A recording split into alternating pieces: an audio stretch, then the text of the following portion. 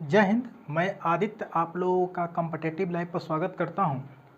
और जैसा कि हमने कल के वीडियो में आप लोग से बोला था कि प्रतिदिन हम लोग 8 से 10 वर्ड मीनिंग का चर्चा करेंगे, यानी उस पर हम लोग विचार उस पर हम लोग डिस्कशन करेंगे। तो कल के वीडियो में तो हमने 8 से 10 वर्ड मीनिंग के बारे में आप लोगों से विधिवत चर्चा किया है। और आज भी आप लोगों के सामने हम 8 वर्ड मीनिंग लेकर आए हैं, यानी कि लेसन 2 का पार्ट 2 है। कल पार्ट 1 हमने बनाया था इस वीडियो को।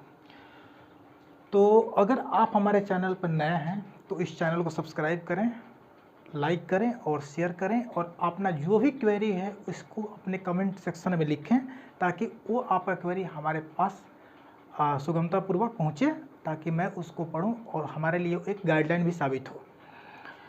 तो हमारा पहला वर्ड है, ये है मिसगिविंग। मिसगिविंग का मतलब होता है गलत फहमी, जिसको हम लोग आम बोलचाल की भाषा में आशंका भी कहते हैं, है ना, संशय भी कह सकते हैं। तो हम इस वर्ड मीनिंग का जो हिंदी लिख रहे हैं वो लिख रहे हैं गलत फहमी,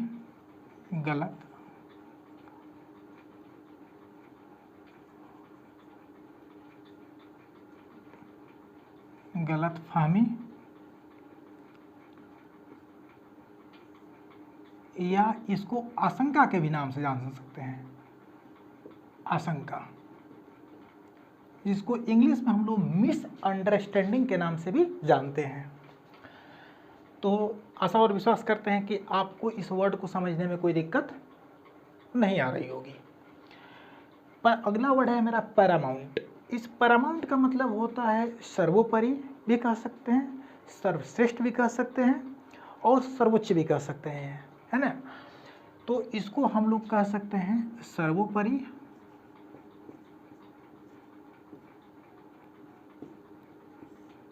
या सर्वोच्च भी कह सकते हैं,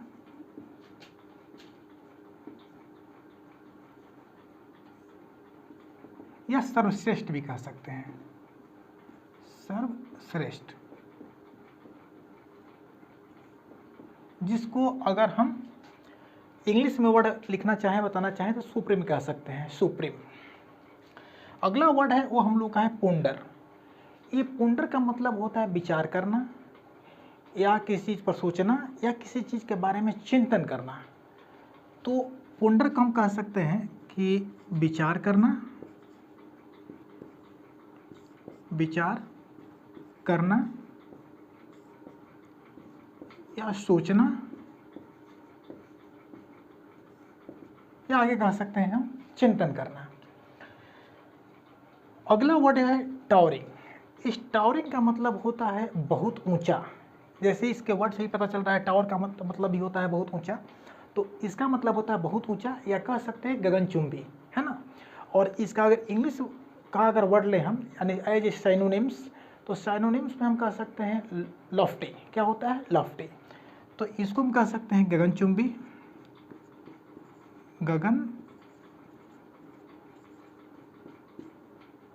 गगनचुंबी, या बहुत ऊंचा भी कह सकते हैं,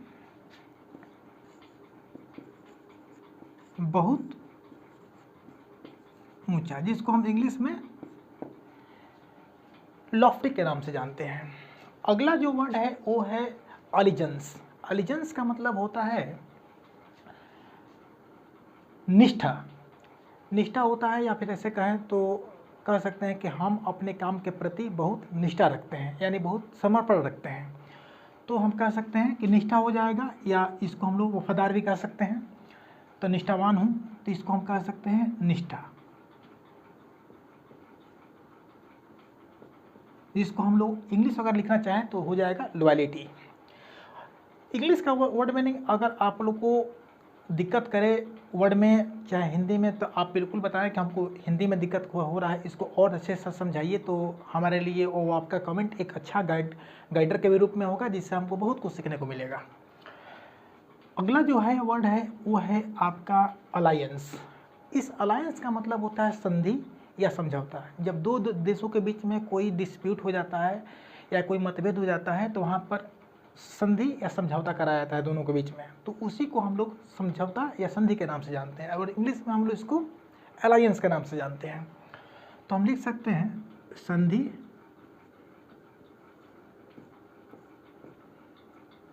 सॉरी ये दी है या समझौता, जैसा कि हमने संधि और समझौता लिख दिया। अगला जो वर्ड है वो है आपका एक्सेस, और इस एक्सेस का मतलब होता है अक्ष। जैसा कि आप जानते हैं कि जो पृथ्वी जो है अपने अक्ष पे पश्चिम से पूरब की तरफ घूमती है। ये आपका एक जीके रिलेटेड क्वेश्चन भी हो गया जो कि ज्योग्राफी से आता है।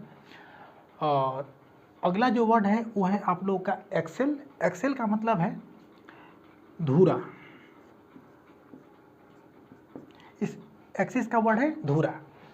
ये धुरा जो होता है ये वर्ड ऐसा होता है जो कि हम कह सकते हैं कि आपको जो साइकिल वगैरह में लगा रहता है, साइकिल बाईसाइकिल वगैरह में जो हम लोग यूज करते हैं चलाते पीरियड में, तो वो है, उसी को हम लोग एक्सेल के भी नाम से जानते हैं।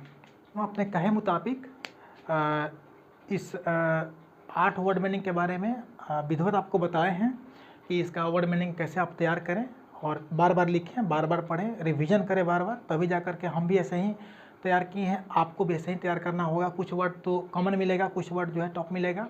और जैसा कि हमने कल भी बोला था वीडियो में कि मैं आपको इस इंग्लिश के अलावा मैथमेटिक्स हो गया, जीएस का भी बहुत सारा सेक्शन होता है, जैसे ज्योग्राफी हो गया, हिस्ट्री हो गया, इस सेक्शन को भी मैं छोटे छोटे वीडियो में करके आप लोगों को लाऊंगा ताकि आपको भी समझने में आसानी हो, और बहुत सारे कंटेंट जो है एग्जामिनेशन पॉइंट ऑफ व्यू से आप तैयार कर पाएँ और उससे आप ज़्यादा से ज़्यादा लाभान्वित हो सकें। तो इसलिए मैं इस चीज़ को कंटिन्यू रखना चाहूँगा। और अगर आप मेरे चैनल पर नए हैं तो सब्सक्राइब करें, शेयर करें, लाइक करें, और जो भी अपना क्वेरी है उसको कमेंट सेक्शन में ज़रूर लिखें ताकि वो क्वेरी मेरे लिए एक गाइडर के रूप में हो, हमको उससे बहुत कुछ सीखने को मिले और मैं अपने आप को इम्प्रूव करूं। और जैसा हो ज़रूर बताइएगा। जय हिंद।